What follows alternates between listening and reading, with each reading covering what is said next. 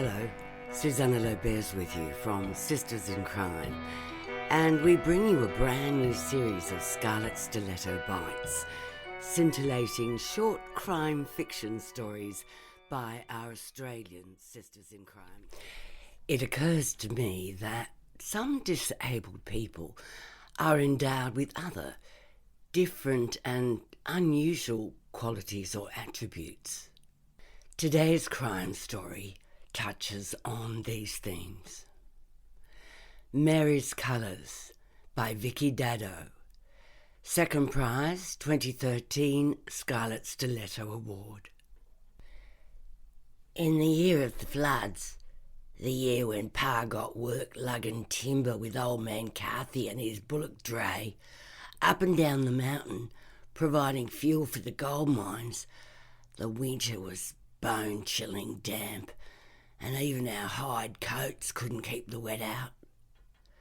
The stubble of log trees on the mountainsides glistened with the first rains, then darkened when the rain wouldn't stop, and then seemed to melt into the sodden hills. Moss clung to the stumps like velvet capes thrown here and there. My sister Mary would point and say, "Green," over and over. She knew her colours, my Mary, but she said no other words. Mary was younger by 5 years, and when the people in the town talked about her, they called her strange and queer. It's true, she was different. Our Pa said as much, but he also said that folks needed to mind their own, and who was to say that Mary wouldn't go up to be the Prime Minister one day? I know she understood what folks were saying. You could see it in her eyes and the little creases each side of the top of her nose. The first word I heard her speak was blue. "Blue," she said, pointing to the great expanse of summer sky that was pressing down onto the scrubby hills above our home.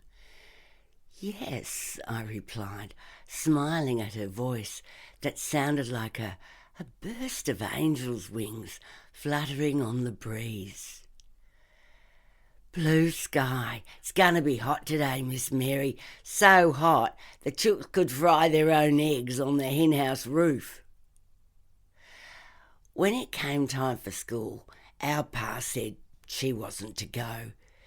The other kids would tease her. "You can teach her if you think it's worth it." That year, though, it was too wet to leave her at home all day, and besides, she'd done her chores before breakfast. So up we'd ride to school on Stormy, our grey mare, and she'd sit outside the schoolroom listening in. On one particularly cruel morning, Miss Harcourt let Mary in to sit in the back of the class as the rain pelted on the tin roof so loud we couldn't hear the lesson anyway. Miss Harcourt let Mary choose a book from the small library, and of course she chose a book of colours. On the way home she shoved it up under her underclothes, and it was the only thing that was dry when we got back. She never let that book out of her sight. Over the next few weeks, the river in town inched ever higher so that it slapped against the underneath of the footbridge. A boy from school drowned when he slipped off the muddy bank and was swept away so fast. His mother could only hold his lifeless body when they hauled him out 2 days later during a drier spell. At the funeral, the mother's tears filled Mary with a sadness that buried in her bones deeper than the chill of the weather. She refused to cross the bridge or stand near the gushing water. If there was water nearby, she clung to me like she feared her own life would end that way. Only we had no mother to wail over us, and I doubted our Pa would give himself to weeping for too long over either of us, before he found a pot of beer to douse his pain. Pretty soon it was impossible for the bullock and dray to climb the mountain, so Pa was laid off. There were stories of men and beasts going over the side, dragged off the side with their timber loads, and all 8 bulls to boot. And there they lay until the bones and the wooden struts of the dray jutted out of their scrubby deathbed the next summer, giving the new bullocky men a good reason to steer straight. So Pa stopped at home and didn't even notice that Mary had started going to school. She would sit at the back and listen, but she would never join in. Miss Harcourt just smiled and patted her head, and the other kids let her be. As long as we brought Pa back his beer and his sausages, his chronicle and his tobacco, he couldn't have cared less where we were. I was 12 then, and with Pa next to useless, I found a job at the haberdasher's. I would ride me and Mary up the hill to town, drop her off at school, and I'd go to work with Mrs. Corley, counting the buttons and zips and cottons and wools and entering the figures in my best hand into the huge musty ledgers. I'd get orders together for the ladies of the town and prepare the sales dockets. Mary would wait out the back for the shop to close, and we'd ride home on Stormy, getting soaked. One Monday the schoolhouse flooded and lessons were cancelled. Mary sat out the back of the shop all day. Mrs. Corley wouldn't let her in. I took her out scraps of fabric and cottons, and she was happy matching them to the colours in her book, but it didn't stop her getting bored for too long. By Thursday, she'd started to wander off. I followed her once, telling Mrs. Corley I had a headache I needed to clear, and she headed higher up the mountainside. I lost sight of her when she ducked down towards the miners' cabins. Ma had told me stories of the men who lived there, Chinese immigrants, murderers on the run, heathens and mercenaries, all looking for a quick quid, with a pan in one hand, a gun in the other, and a sack full of stories that'd lift the hairs right off the back of your neck. Word is there's a monstrous brute down there, with legs the size of 100-year-old gums and skin the colour of coal dust. They say he stepped off a boat from America and has a nose for sniffing out the biggest nuggets, whether he finds them in the river or in someone else's digs. They say he's mute, but of a night they hear a low rumbling coming from his hut that sounds like a dragon ready to blow. Oh, that was before Ma died, when I was just a child, but it stuck with me, that monster man and his dragon breath. I could hardly concentrate on my work until Mary came back caked in mud but grinning wildly. "That child's not right," Mrs. Corley said. "Your poor father. It's a good thing your dear mother's no longer with us. Such a shame." I curled my cold hands into fists. My mother would not have been ashamed of Mary. I drove Stormy hard down the hill, ready to bust my guts to Pa about how rude some folks could be, but he was stuck into the grog already, and the heat coming from his face could have kept the room warm for a week. I sat the copper over the fire and heated water to scrub Mary clean. "You look like the monster man, black-faced and all," I said. "Black," she replied. "Like coal," I said. She closed her eyes and shook her head. When the school opened again the next week, Miss Harcourt was nowhere to be seen. Mary came out that day with her head lolled forward and her eyes sticky from crying. I heard one of the other kids say that there was a new teacher, Mr. Miller. I saw him, long and lean, with a narrow face, complete with a cruel white beard, cut sharp into a point at his chin. "Maybe you should sit with me in the shop again, Mary." I knew she couldn't put into words what she was feeling. I lifted her chin up so I could see her sweet face. "Gold," she said. Gold meant luck. Gold meant comfort. Gold was a feeling like Ma being alive and giving you a big fat hug. Mary loved gold most of all. The mountains were full of it. Mary panned for gold in the creek sometimes, but we never found so much as a grain of it. She was crying so much now. I took her stubborn hand and marched her to the Chronicle offices, and we looked at the photos of men with nuggets in their hand. "See the gold, Mary? It's still there. Maybe you'll be the first girl to find a huge nugget, and they'll name it the Mighty Mary, and you'll have your photo in the window of the Chronicle." She didn't giggle, but she did stop crying, and we rode Stormy back down the hill. I didn't think she'd want to go back to school next day, but she did, clinging onto her book as she stood on the step, looking back at me. When I arrived at the end of the day to collect her, she wasn't there.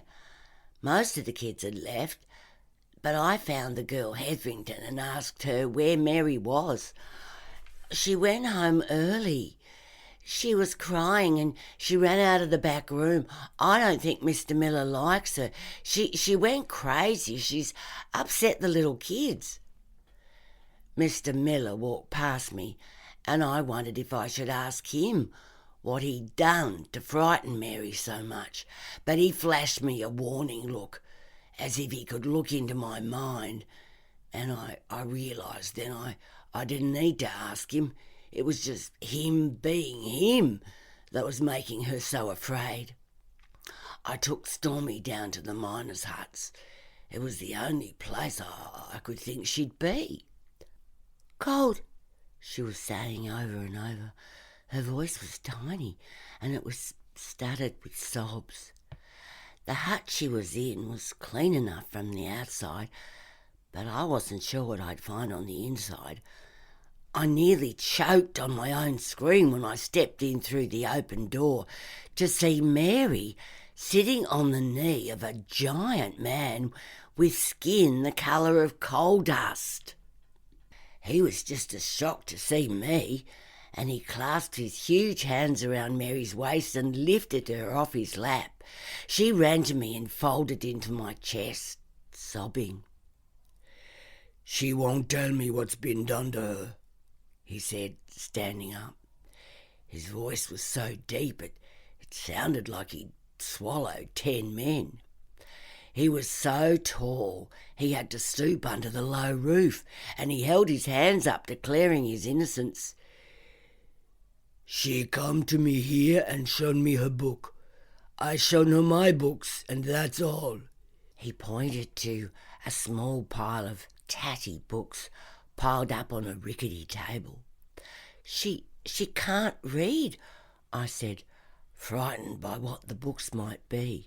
Stories of evil foreigners, pirates at sea, those who worship other gods, or the devil. What had he filled Mary's mind with? His huge round face split with a wide grin. "She sure can, miss. She's mighty fine at reading. She just don't talk about it." Mary pulled away from me and grabbed one of the books, Treasure Island. She pushed it at me and the giant man nodded.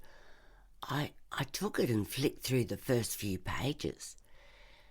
"You can read this?" She blinked at me. "You don't talk, but you can read a novel?"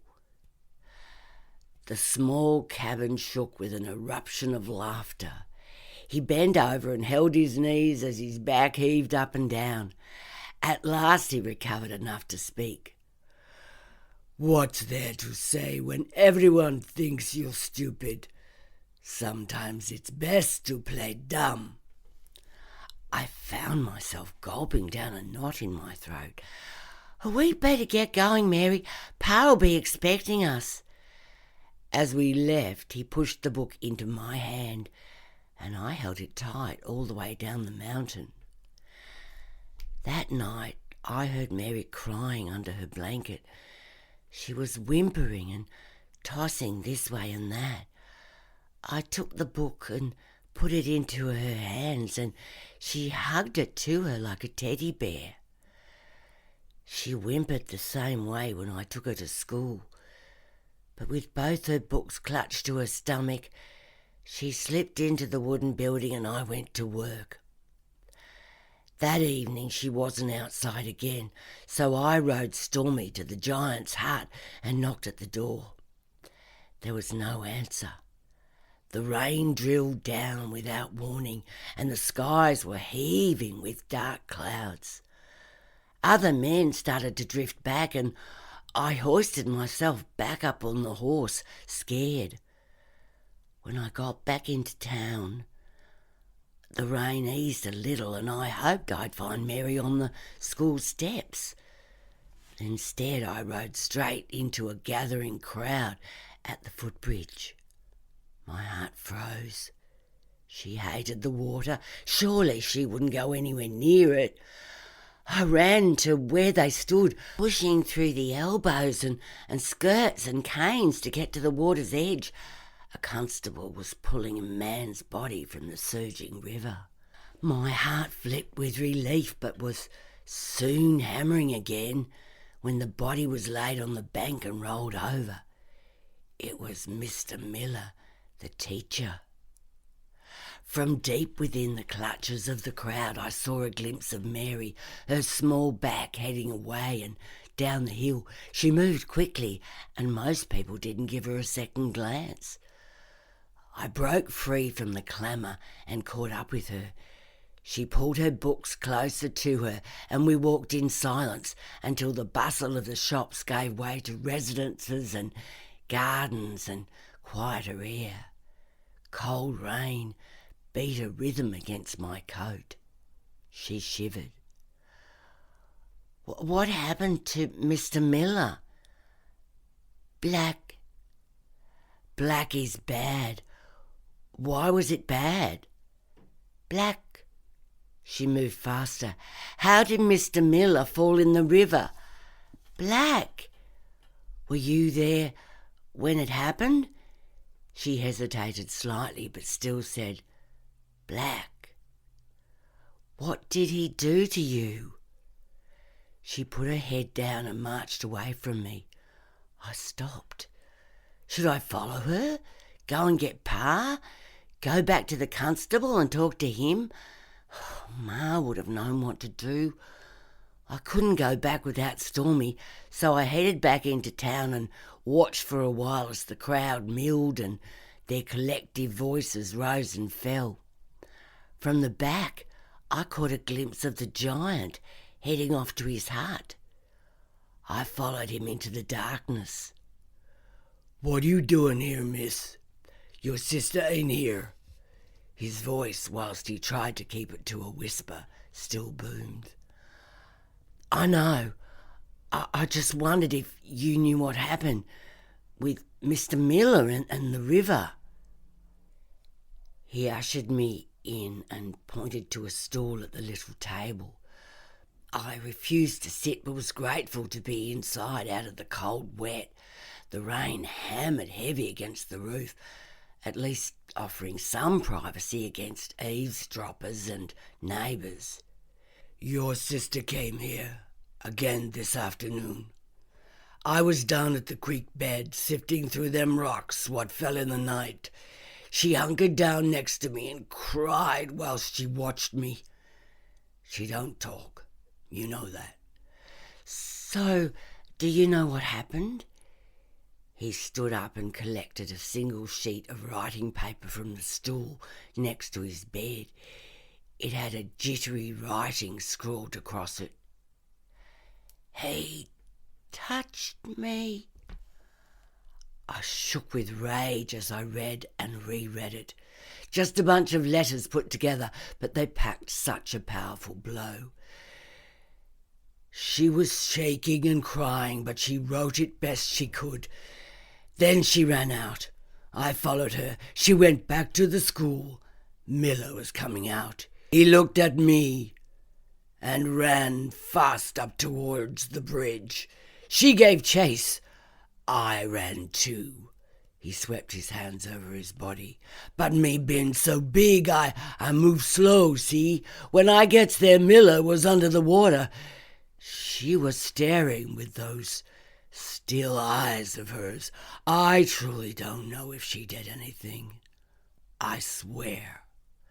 He made a fist and pumped his chest. When I got home, Mary was already in bed, her 2 books tucked under her head like a pillow. Her face was smeared with tears, and Pa was snoring in his chair, beer bottles collected at his feet. The police constable arrived an hour later. I woke Mary up, but she just stared at him. There's stories that she and the Negro were friendly. Negro? I asked with all the innocence I could muster. The black fella down at the miners' huts. Why would she go there? She wouldn't. The stories are wrong. I crossed my fingers behind my back. Well, I'll be talking to him tomorrow. I heard he don't talk, Pa said, leaning forward in his chair. Yeah, just like your daughter, Mr. Walpole. The constable rapped the table in front of Mary. You should think long and hard about what happened today, Miss Walpole. A man is dead, and I think you know what happened. Black, she whispered and buried her head in her arms. I found out the next day from Mrs. Corley that the giant was dead, beaten to death by a gang. I heard the constable say he'd interfered with a little girl, and she'd told the teacher that poor fellow Miller said she'd written a note because she was so traumatised she couldn't speak. But when the policeman finally got her to say something, it was obvious who'd done it to her. They're not going to make any arrests. He got what was coming to him. She folded her arms around her chest and made a face that suggested that all was good in the world. I went home via the miners' huts and collected the rest of the books the giant had on his rickety table. They're added to Mary's pile, and she reads them over and over again. The end. I'm Susanna Lobez. I look forward to narrating another Scarlet Stiletto Bite story for you next week.